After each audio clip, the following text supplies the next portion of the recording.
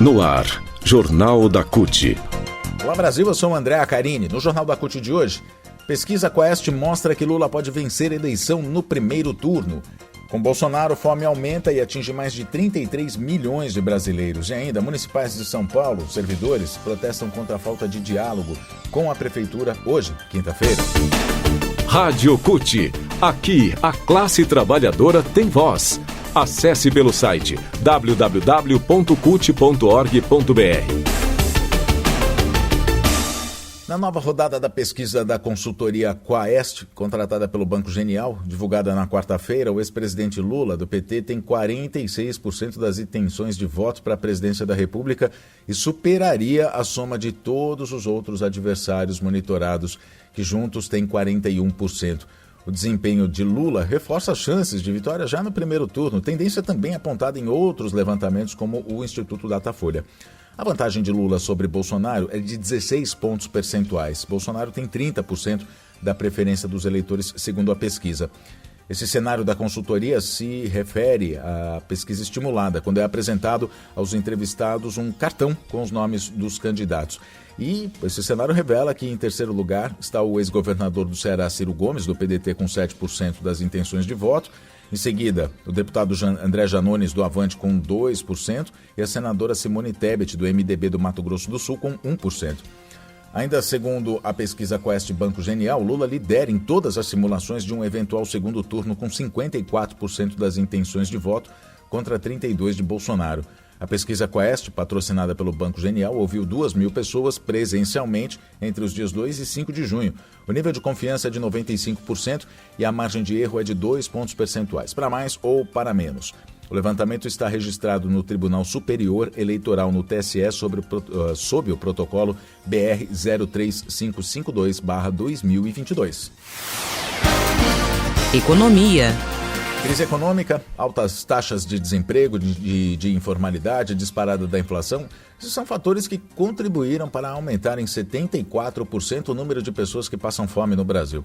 Só entre dezembro de 2020 e abril de 2022, aumentou de 19 milhões para 33 milhões e 100 mil o total de pessoas com fome no país, comandado pelo ex-capitão Jair Bolsonaro. Em apenas um ano, 14 milhões de brasileiros passaram a conviver com a fome em suas casas. Em 2018, 5,8% dos brasileiros passavam fome. Em 2020, pulou já para 9% e em 2022 chegou a 15,5%.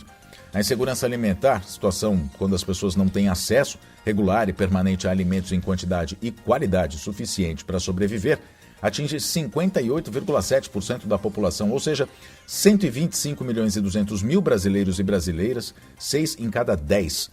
Os dados são da Rede Brasileira de Pesquisa em Soberania e Segurança Alimentar e Nutricional, a Rede PENSAN, e fazem parte do segundo Inquérito Nacional sobre Segurança Alimentar. Esses dados foram divulgados na quarta-feira.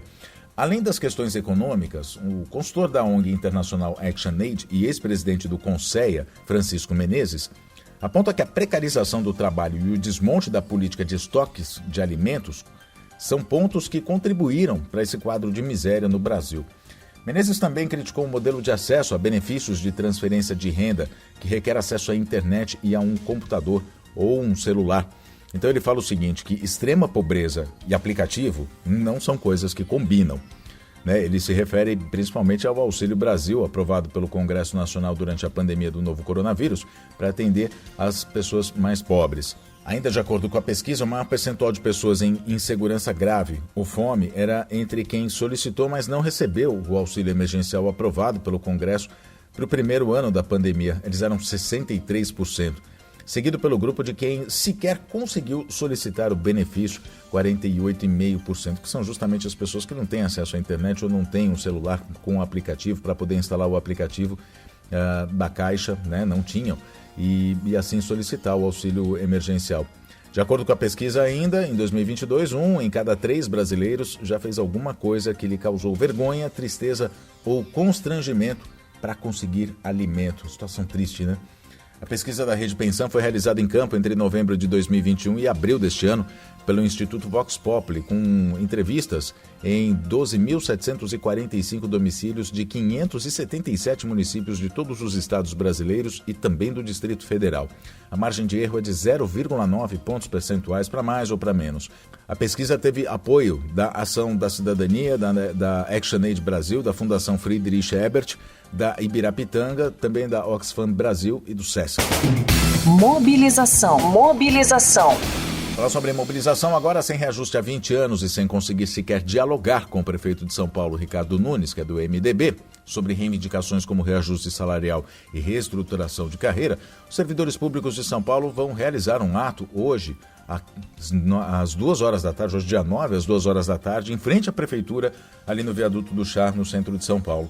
Os representantes dos servidores denunciam que foram impedidos de participar de uma reunião do prefeito com a base aliada de vereadores da cidade, que tratou de uma das reivindicações da categoria,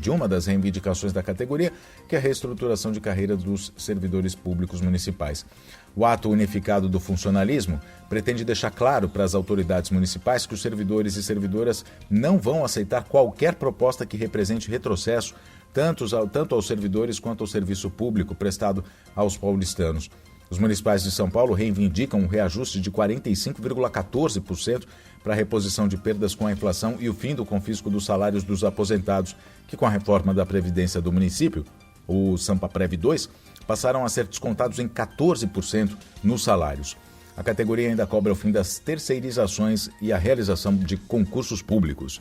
Agora, com salários congelados, os trabalhadores estão exigindo, no mínimo, a participação dos representantes sindicais nas negociações.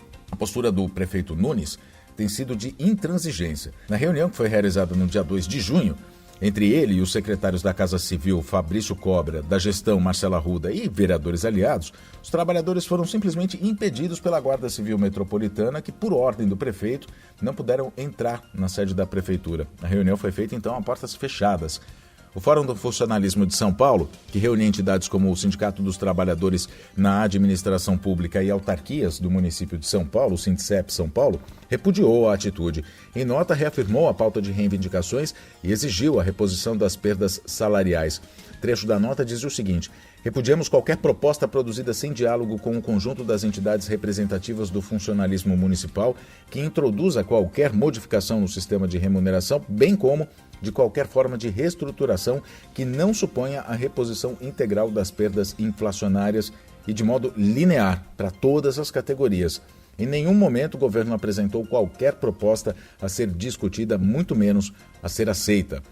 Desde 2001, os servidores públicos de São Paulo estão sem reajuste. Aliás, tem um reajuste, mas olha só, recebem apenas 0,01% de reajuste salarial anual. A reposição reivindicada na campanha é de 45,14% e representa um cálculo com base nas perdas causadas pela inflação dos últimos 7 anos.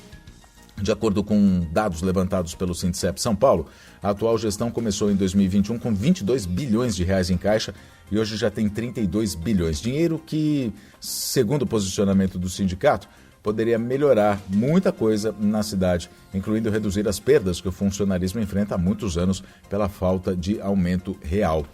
Ainda de acordo com o sindicato, a gestão de Nunes gasta apenas 30% da receita na folha de pagamento. O limite estabelecido pela Lei de Responsabilidade Fiscal é de 54% das receitas para gastos com a folha, o que comprova que a Prefeitura tem margem para valorizar os trabalhadores. Uma outra informação sobre isso é que o prefeito, ainda com uma decisão do Bruno Covas, que faleceu no início do ano, se autodeu, assim, deu a si próprio e aos seus secretários, além do vice-prefeito, um reajuste de mais de 46%.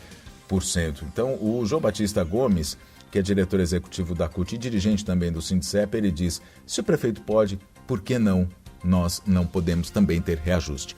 O Jornal da CUT fica por aqui. Obrigado pela sua companhia. Nos falamos na próxima edição. Até lá!